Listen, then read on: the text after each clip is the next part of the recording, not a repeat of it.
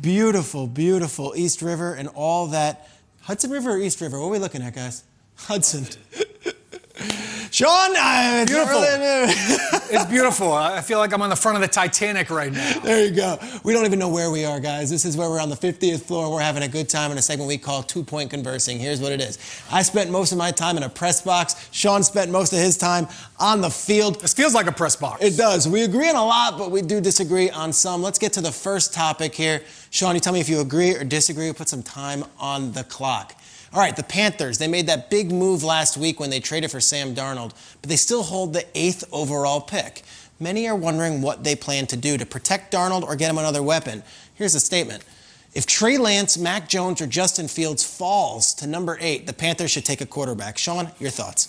Yeah, I'll wholeheartedly disagree on that. I think the trade for Sam Darnold is huge. It's huge for Matt Rule, for Joe Brady, for this entire offense. They just locked up Taylor Moton, their right tackle. So I think when you look at offensively, they've got some great pieces to build around Sam Darnold. With Christian McCaffrey in the backfield, I think being reunited with Robbie Anderson, this is going to be huge for Sam Darnold. I'm excited for him. You could hear him and the excitement in his voice going down there. And I think you take a quarterback at 8. Now you undo everything that you just did by trading for Sam Darnold. Now they're going to split reps. You draft a quarterback at 8, he's going to take reps away from Sam Darnold.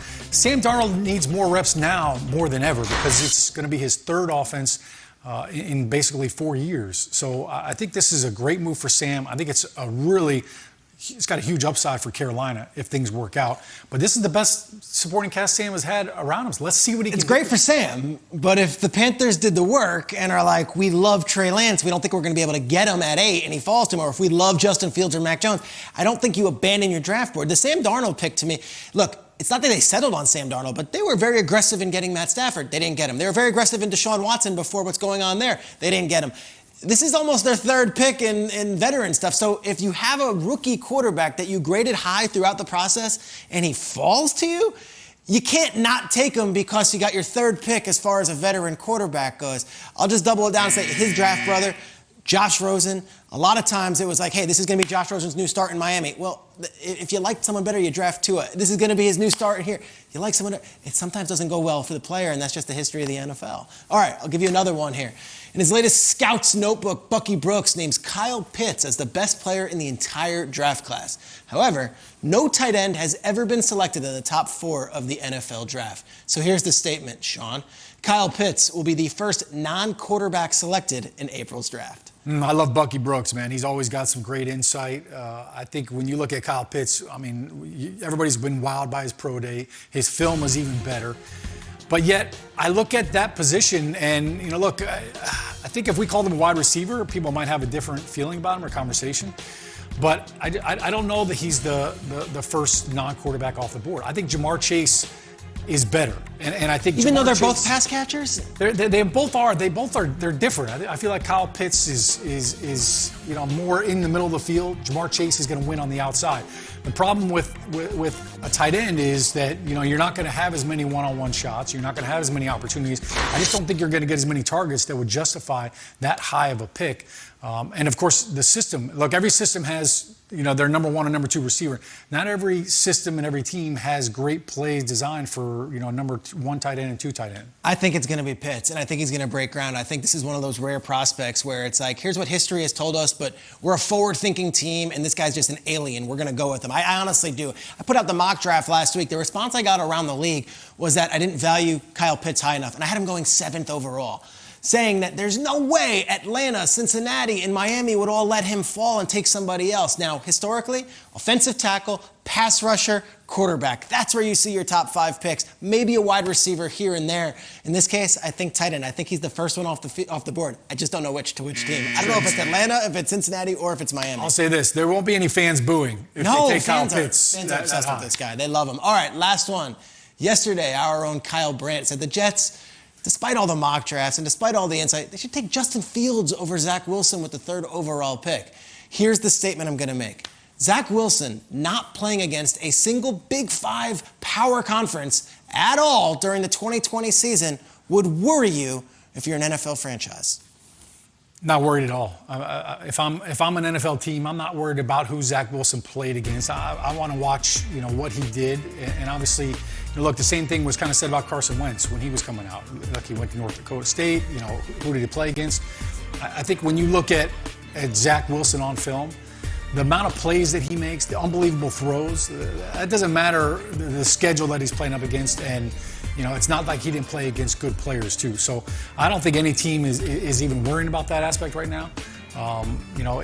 With Zach, he's proven that he can make every single throw, and he can get out of trouble too if he needed to. Yeah, look, if Tony Romo didn't have success out of Eastern Illinois, or if Kurt Warner out of Northern Iowa didn't have success, maybe I would say, hey, there's no competition here. How are we even grading this thing?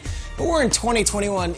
We've been watching quarterbacks for 101 years in this league, and I think very rarely is it where you played college football as an indicator of how you will translate into the NFL. That said, look, a lot of times he was playing with that BYU offensive line, and those guys were mauling defensive ends from Coastal Carolina or Texas State or North Texas or wherever they played last year to not play a single Big 10, Big 12, SEC, ACC, or Pac-12 opponent.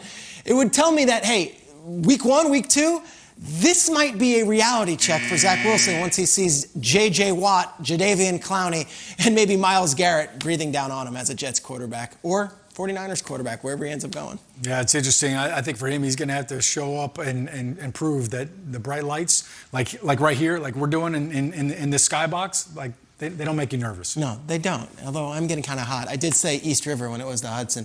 Sean, love doing this with you. It's all good. When you get down here, the streets get all confused. You're off the grid. You lose your bearings. It is. And someone who doesn't lose his bearings, Tom Brady. And the acquisition of Tom Brady was a huge move in 2020. Versing's will continue to talk about Sam Darnold, and when he was traded to the Panthers, that all but solidified the fact that the Jets would be taking a quarterback with the second overall pick. Now, our guy, Kyle, he had surprised a lot of people by saying that they should go with Justin Fields in yesterday's Draft Gambit segment. If you didn't see it, highly recommend it.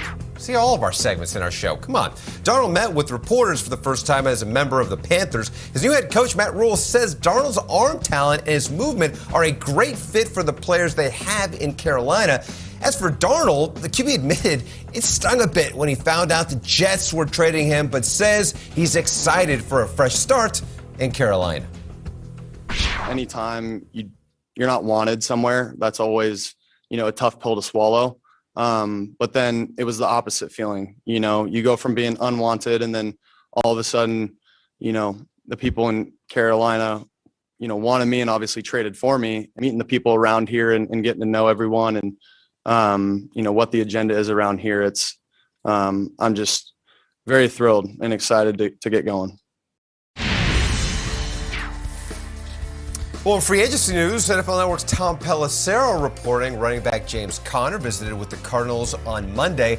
Conner is recovering from surgery for a turf toe injury and is expected to be fully recovered by June. Of course, Conner spent the past 4 seasons with the Steelers, but never played a full 16-game regular season due to injuries. Now, speaking of the Cardinals, we all know Kyler Murray is a gifted quarterback and baseball player, but check out this video. He can clearly shoot the rock as well, draining 3 after 3 after 3. Yes, and it counts, Murray from downtown. He had the caption, "Whenever y'all are ready, sons." The man does not miss. It just keeps going. Now listen, the Suns are set right now. They got CP3, they got Devin Booker. They don't need a Kevin Johnson type, or maybe they do. But perhaps the Suns would consider at some point in time having him play a little bit there, then have the Diamondbacks play him there as well, be a 3-sport athlete, or maybe bring DeAndre Hopkins, and guys to the Suns as well, because he played a little ball at Clemson. So that'd be a nice little combo there as well on the basketball court. He did, and I appreciate you looking at the show rundown today, knowing that that is a perfect transition into this next story I would like to address here at said breakfast table. Will, you're the best. Take a listen to this. Since 2013, the MIT Sloan Sports Analytics Conference, they've given an award for the best transaction in sports. An NFL transaction, gentlemen, has never won the award for best sports transaction of the year. Yes, That is until this year. The Cardinals' acquisition of All-Pro receiver DeAndre Hopkins was deemed the best transaction of the year in all of sports, as voted upon by the Sloan Sports Conference Board of Directors. I will quickly say, far be it for me, a mere state school Midwesterner, to come for these MIT cats, but have you ever heard of Stephon Diggs?